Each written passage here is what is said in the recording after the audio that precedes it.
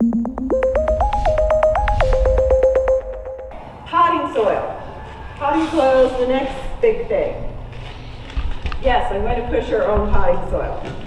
This is a great potting soil. The great thing about this, we have actually had growers test this. I'm not just tooting my own horn. This is a really good potting soil. No, it's not Miracle-Gro potting soil. I don't like Miracle-Gro potting soil.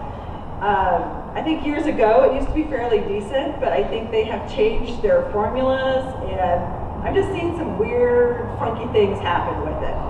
The great thing about this is a soilless potting soil, so there's not dirt in it. It's moss and humus material and all kinds of different stuff, but it drains well. So a good potting soil, it's kind of one of those weird things. It wants to hold moisture, but it also wants to drain. If you have a soil that doesn't drain well, your rocks, the roots on your plants are just going to rot, and you'll just have a soggy, icky mess. Because yes, plants want water, but they also need oxygen. So if they're just wet all the time, they're not going to be happy. So a good draining potting soil is very, very important. Next question I always get is, and I don't have any great big pots up here, but you've seen some of our pots. They're huge. And, you know, maybe you're just putting a few annuals on the top of that. The question is always, do I have to fill the whole thing with potting soil?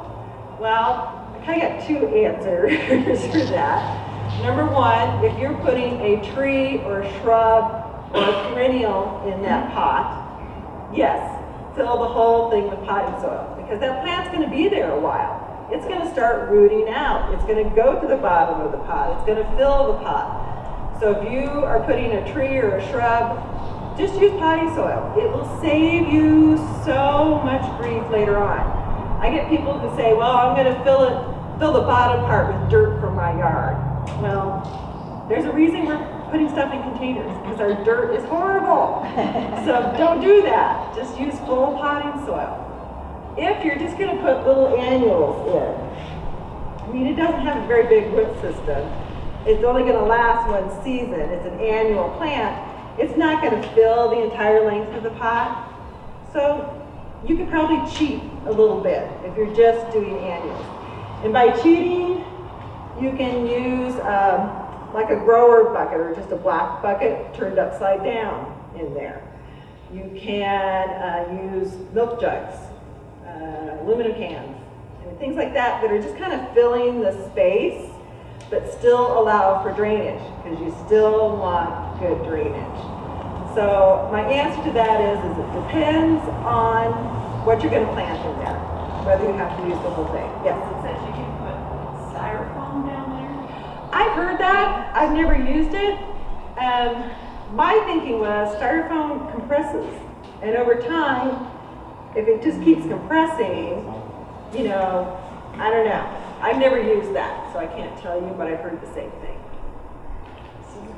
So potting soil, huge. Pick a good potting soil. Once you get your potting soil, there's some things you can add to it that will really, really help you when it comes to watering and taking care of the plant. The first one, so this is AquaBoost. AquaBoost crystals are a polymer. This also has mycorrhiza in it, which is terrific stuff for roots. The roots want it. Encourages good, healthy root development. You can put a little bit of the polymers, when they get wet, they swell up. And then as over time, they release moisture. So it's just constantly kind of releasing that moisture.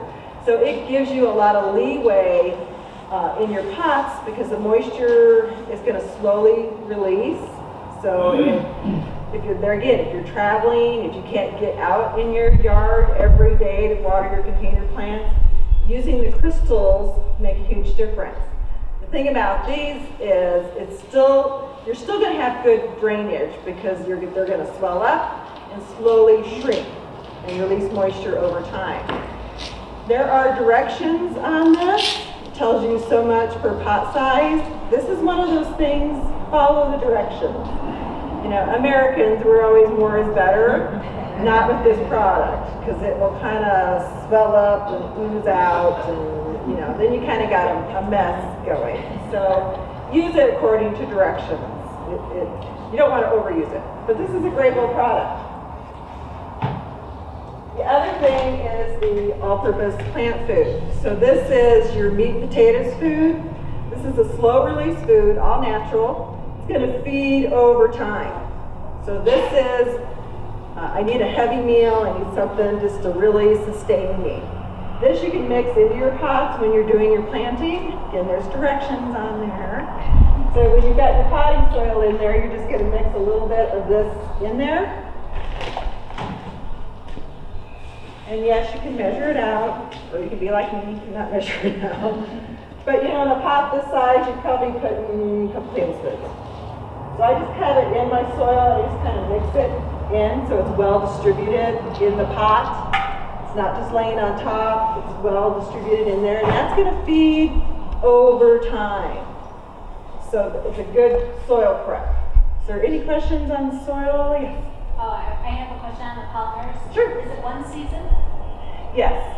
So then if you have perennials, you can just mix it in? Yeah, you can just mix it into that soil on Second top.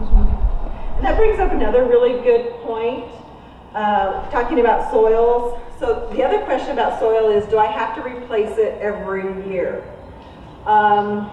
If it's a smaller size pot, so if it's like this size or smaller, I would say, yeah, put fresh soil in every year. Because what's going to happen is, as your plants grow, if you have annuals in there, they're going to die off, but you'll have the root mass in there. It's big clump of roots. Well, that's not really conducive to new planting when you put your new plants in. So if it's a smaller pot, just replace the soil. It'll be better anyway, especially if you're growing vegetables and that type of thing in it.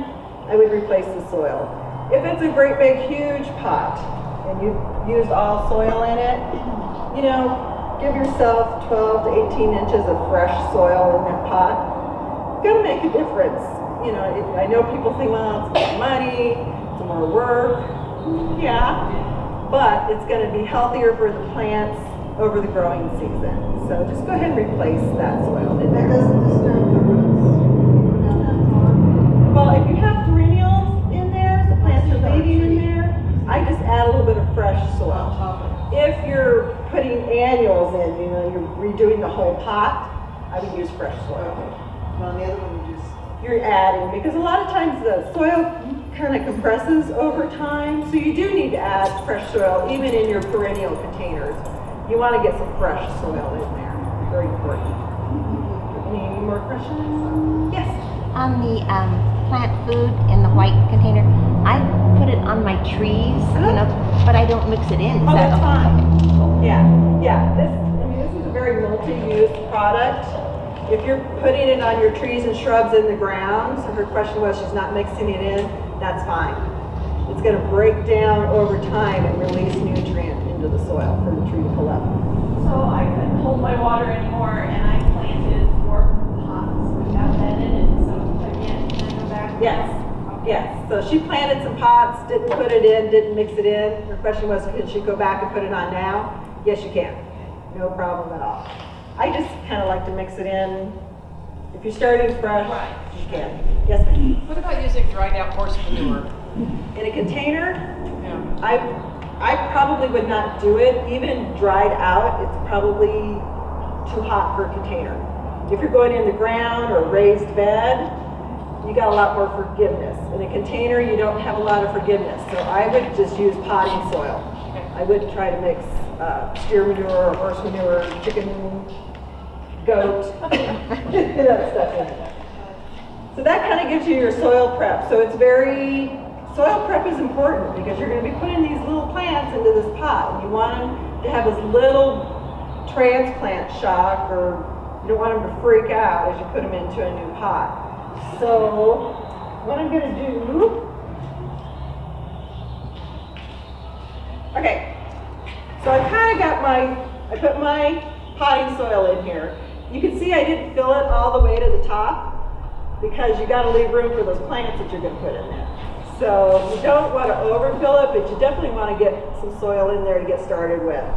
Your soil should be not soggy wet, but not bone dry. This feels pretty good. It's got some moisture to it. It could be a little more moist, put a little more water in there, but you don't want it to be soggy, but you don't want it to be bone dry. You don't want to put these nice plants into dry soil, because what's going to happen is you're going to water it, and the potting soil is going to take up the moisture, but the plant won't. So you want them both, your plant and your soil, to be moist when you go to plant. So I've got my food in there. I'm not going to open this, but I would put my crystals in there as well.